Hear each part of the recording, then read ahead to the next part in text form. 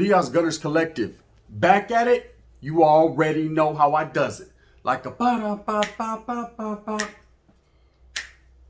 Ba-da-ba-ba-ba. Like a motherfucking ba-da-ba-ba-ba. Like a motherfucking smack at it. Bye-ya, bye-ya. Yes, indeed, I'm about to spray a whole lot of graffiti on this bus. As you can tell by that thumbnail right there, I'm going to tell you a personal story. Something that I witnessed with my own fucking 4 eyes. Something that indubitably went down in 1993 in Fred C. Nellis right there in the city of Whittier in Southeast LA. Simon Cabrones. I was locked up, incarcerated as a youth right there. The mobilization was real. The swivelization with the headpiece was even realer because I was trying to watch my back. So in a Menudo style, in a direct fashion, we're going to get straight into this story. True life facts, real talk. Hey, Sasuke, I'm not speaking on bullshit, right? I'm telling you the truth, and the truth remains. 1993, it was kind of a crazy year. This was the year incarcerated in CYA that got just a little bit icky sticky. This was the year when we started to gain numbers, meaning there was about 30 or 40 of us being norteños down south. And we had some solid individuals, some solid cats there. We finally had a righteous core, a righteous group of homeboys that were willing to stay down for the crown, man. That were willing to stay on their 10, stay fucking posted in that concrete and handle their business. And of course, I was right in the middle, like, I got this, right? We were all down. Now, of course, we were outnumbered 20-1. That wasn't even that was the fact remains. Fucking vatos were on our headpiece. Every day there was fights. Every day it was going down. Every day in the school area, people were getting plaqueated, jumped, beat up, stuck, stabbed, battery packed, whatever you want to call it, like an alcoholic. At the same time, we became accustomed, those of us that were there already, and used to this. You know, I didn't look at it as oppression or persecution or what for whatever. I looked at it as guerra, war. We were having war with the Southerners who were our opposition at that time. They were trying to get rid of us from the mainlines. We were trying to maintain our mainline eligibility. Such is life in war. Everyone has their own piece to that puzzle, and the puzzle will get put together eventually. So that's how it was going down. But we had a nice solid core. And I remember, we started to plot and plan a little bit more, scheme. We started to kick off more rayetas. We started to kick off more melees. Whereas we were always the victim in most circumstances, getting snaked on or getting ran up on. We started to implement our muscle. We started to implement our cause. We started to make moves in shower shoes, right? Power moves. But that's neither here nor there. The only thing that matters is at the end of the day is guerra. War is war. It's going to be fought. The battle is going to be waged. You win some, you lose some, you take elbows, you take dubs. Either way, you pull up and pop. And that's period. That's plain and simple. And that's how you gain your respect. We started to gain our respect in 1993. In 1993, people were testing the waters and they were finding out there were sharks in that motherfucker. Sanho sharks to be exact. Of course, there was Pomona 12th Street sharks on the other side. So there was a lot of shark biting going on. At the same time, everybody knew that if there was going to be something happening, there was going to be repercussion for those actions on both sides. So everybody walked lightly but carried a big stick, if you understand what I'm meaning. And in my case, a big stick. Now trip out. Antennas were always up to par. People were watching. So in 1993, the compas, Nelles, everything was kind of settled down, meaning norteños were already there. People were used to the programa. More norteños were coming weekly. And it was all good in the hood. Everybody was maintaining their composure. Everybody was maintaining their movement. Everybody was maintaining their clutch on their program. And that's all you could ask for, man. Just do you and we'll do us. So shit was going smooth. Of course, there was a lot of one-on-ones taking place behind the handball courts, in the dorms, in the latrine areas, whatever the case may be. If you cut the placa slipping, Sasuke, you got off where you were mad at. It was on and cracking. The guerra never stopped, but at the same time, man, we were able to move how we wanted to move quite freely. And it was a lovely thing being there for a couple years through the harsh reality of gangbanging, right? So I was getting through real war when the establishment was on and cracking. So I remember this particular day, I think it was sometime in October of 93. We were on our way to the school area. Now, at this time, the school area hadn't kicked off like it used to. You know, it used to be a daily thing. Every day would kick off. Every day would kick off. I don't know if there was some filter that went down that told Vatos fucking ease up or what. I can't call it at that time. I'm sure there wasn't. But Vatos decided that for no other reason, we were just going to all program together. Everybody was going to treat each other with respect and just go to school. So we had been going to school for about a month without any incidences other than a lightweight one-on-one fight, which ain't shit. That was normal. That was like waking up in the morning and smelling the air. Okay, a one-on-one was just, it was what it was. That's Nellis, man. There was fights every day. But there wasn't any melees or any riots. So today was a good day, like Ice Cube said. So we're mobbing. And I remember me and Spookier from Salas, a couple other homeboys are mobbing to school. We would stay close in a pact as much as we could. We all had different classes. They make sure that they kept one or two Northerners to each class. We were separated. You know, they weren't trying to get too many of us in one class, because then, like the babosos we were at that time, we would kick something off. You put fucking two motherfuckers, hey, Sasuke, you put two beans in the burrito and the burrito's gonna unfold. Straight up. Real talk. So I remember this day in October, man, because I remember it was fall, or fall was right around the corner. We were all in the school area, and it was about lunchtime. And what they used to do is about lunchtime that they would send you back to the compas. Okay, and those that had morning school, that was that. They were done for the day. They'd go out to the yardas whenever it was yard or day room time. That was pretty much your program. Then they had an afternoon school. Some people had morning and afternoon school. Some people only had one or the other. At this particular time, I only had morning school. So I remember as we're starting to walk back, all of a sudden, man, it seemed like everybody was being slammed down. The placas were like down, down, down. And everybody's being taken down to the ground. Now we're looking around as Norteños to see if any of our homeboys are getting fucking jumped on so we can participate. That was mandatory, you know. If you see one homeboy getting rushed, if one jump, all jump. That was a saying in the California Youth Authority for every group segment. One jump, all jump. Meaning you're not going to see your homeboys doing a one-on-one in the open unless it's pre-sanctioned. Meaning unless it's fucking set up behind a handball court, or it's called in the bliñas. You know, someone comes up to you, hey, I want to get down. Let's do this shit. It's like, what? The wind's blowing. What are you talking about? Let's go, right? That was normal.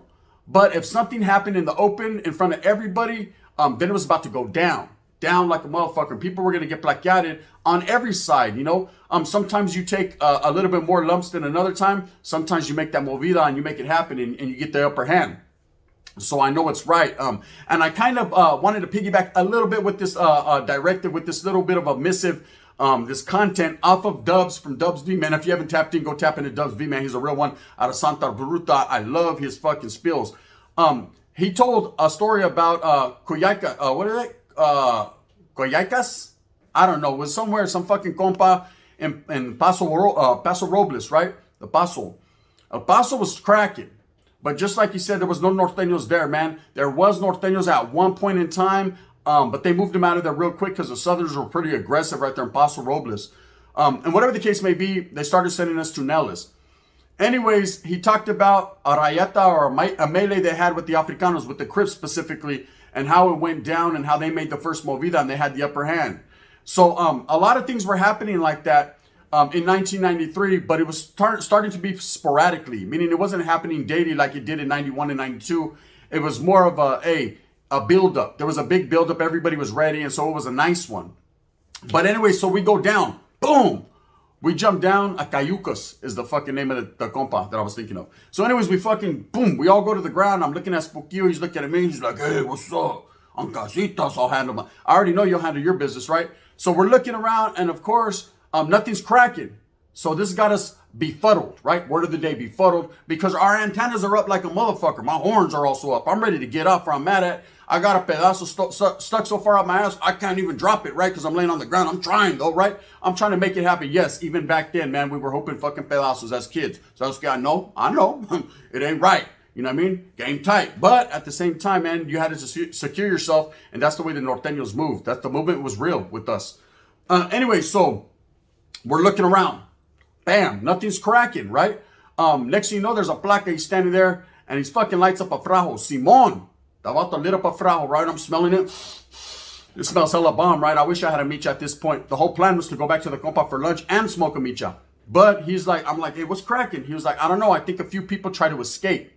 Okay, this is the great escape in 1993 in Fred C. Nellis that a lot of people discuss, a lot of people talk about. I was right there when it happened. So what had happened was, I think it was one Chicano and two white boys decided that for no other reason, they were on a compa called Hayes and Washington. One of them was from Washington. They were Hayes. They were Taitas homeboys. They decided they were going to make it over this fence. How and to what degree of making it over, I can't call it. But I knew that there was a building that was close to one of the fences, maybe like I'd say 7 or 8 feet away from from the fence. And these vatos had the fucking bright idea. I don't know who gave them this idea. They must have watched The Fall Guy or MacGyver. But they thought they were going to jump over this razor wire into a residential neighborhood. Now, you got to understand the makeup of Nellis was right off Whittier Boulevard, right in the middle of a residential neighborhood, meaning there was barrios and neighborhoods all around it. So, ¿sabes qué? The fence actually was it was a chain fence with razor wire on top. And then there would be wood fences, people's backyards. You could actually look and see people fucking swimming in their pools. Like, Sasuke, you'd be mad at a motherfucker, right? Vatos are all laughing at barbecue, smelling hamburgers, and you're over there like, fuck, bro. So on this side was guerra, was war, was another world. Where on that side, they were barbecuing, eating carne asada, and banging guts. It was a bad situation for those that were on the inside looking out. The outside looking in, Sasuke, that was a different story unto itself. But these guys wanted to get out there, right?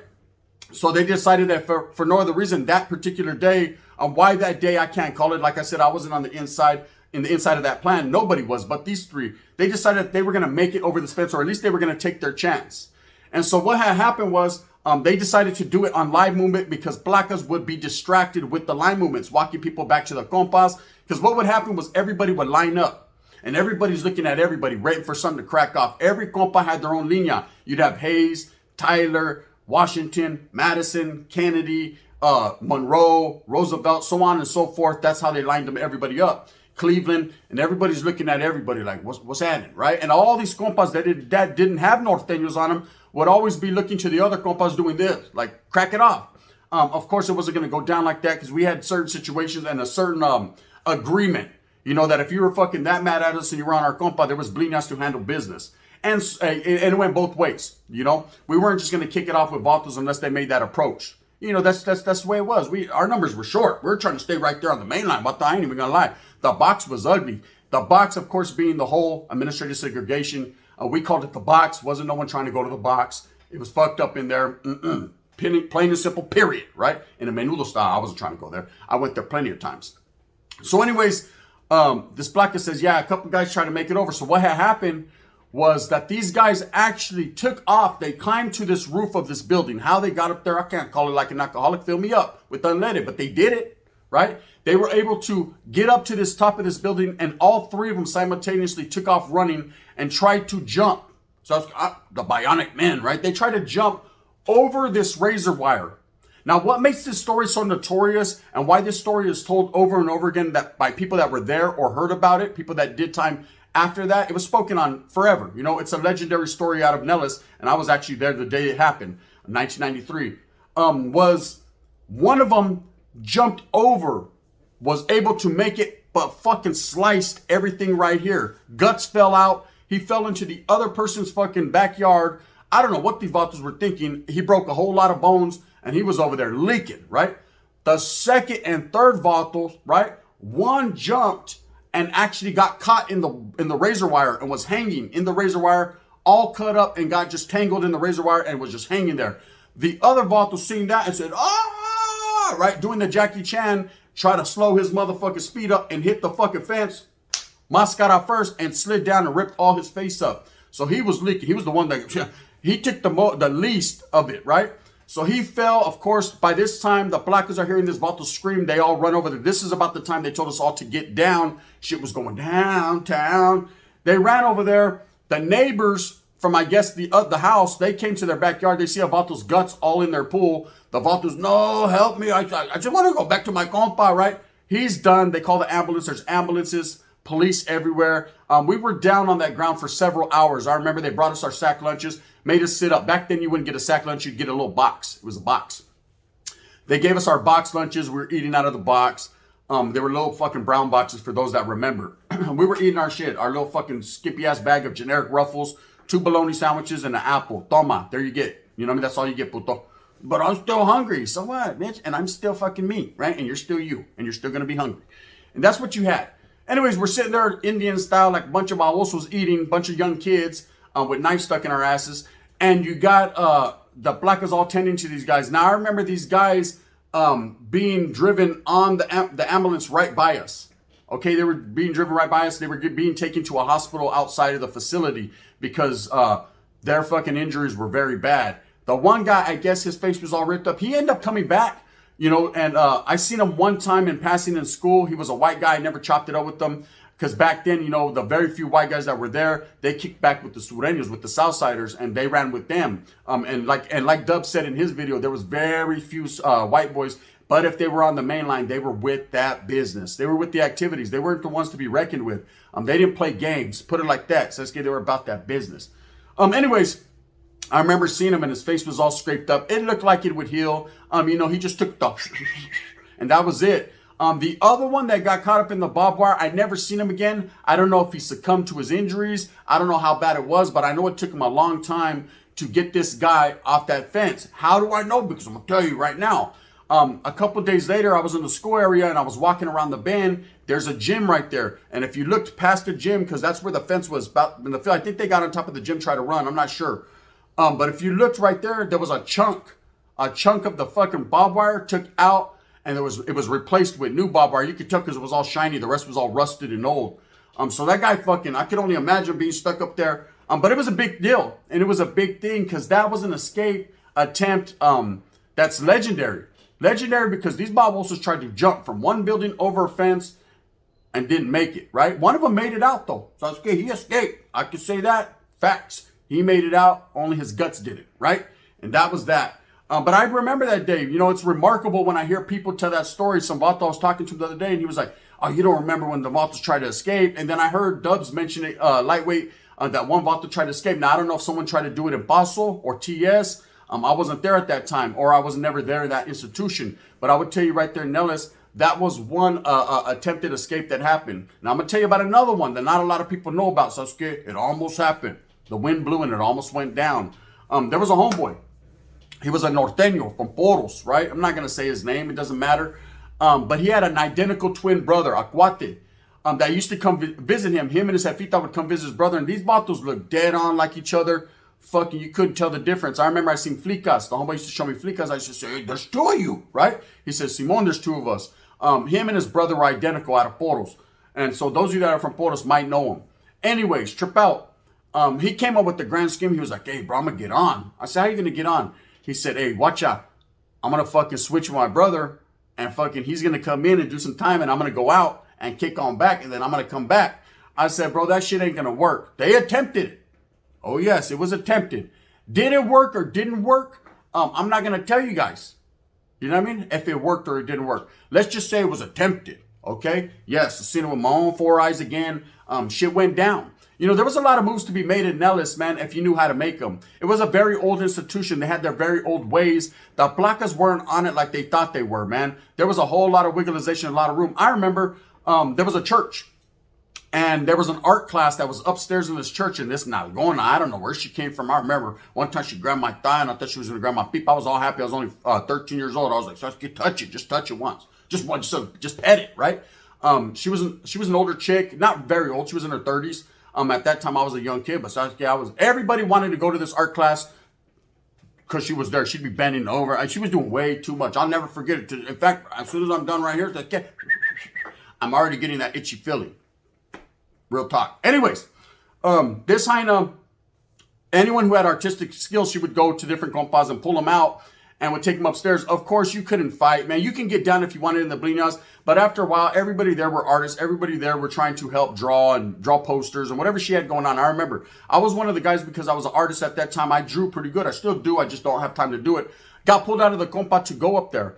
And I remember they used to say, okay, it's time to go. And I would be walking by myself and Sasuke, straight up, palabra, I would walk over to Monroe. Nobody was watching me.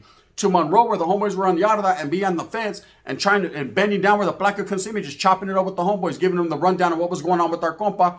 And no cops ever knew the wiser. They were not around like that. They were too busy fucking getting a mamon by another cop or smoking a leño. The cops were different there, meaning the COs. A lot of these vatos were straight from the calles. I remember there was two COs there. They were straight from South Central. One of them had a ataca, man. I forgot what he had. He was a Crip, right? Straight up, real talk. I think he was A-Trade gangster or East Coast. There was another placa there that was ex-Sureño or ex-Southsider from back in the day. Could have still been active. I can't call it like an alcoholic. And he had fucking Primera flats on his neck. That's a fact, right? So they were kind of into doing their own thing. They were there just trying to do their pinchy job and make a little feria. But at the same time, shit was going on around them. So I'll never forget that. Anyways, 1993 October, that was the day Vatos tried to escape, the great escape from Nellis that a lot of people talk about. Were there attempted escapes in a lot of different places? I'm sure there was, but I can't speak on those because I wasn't there. I know that there was one Vato in Carl Holton that did try to wiggle him too, but he was like a J-Cat. The Vato got butt naked and hid up in a tree. I can't call it like an alcoholic. It took him 3 days to get him down. When he came down, his fucking whole mentality was toe up. And they took him to some fucking compa where 5150s were. And that was that for him. Anyways, with that being said, I just wanted to tell that story. It's an older story. See why it doesn't really matter. But at the same time, man, that's the story you guys hear where the vato got caught in the razor wire. I was there that day. I seen it. I know what it is. I lived it. With that being said, I hope that you move fast with a purpose. I hope that you get everything that you want coming to you. Remember, at the end of the day, it's all about you and your familia. It's all about going out there and struggling and striving for the real ones and for the ones that you care about the most. You know what I mean? And you need to care about yourself, man. Depression is a real thing. Don't be depressed. Be happy, homie. You smell that? It's called oxygen. You could breathe another day, man. It's all good in the hood.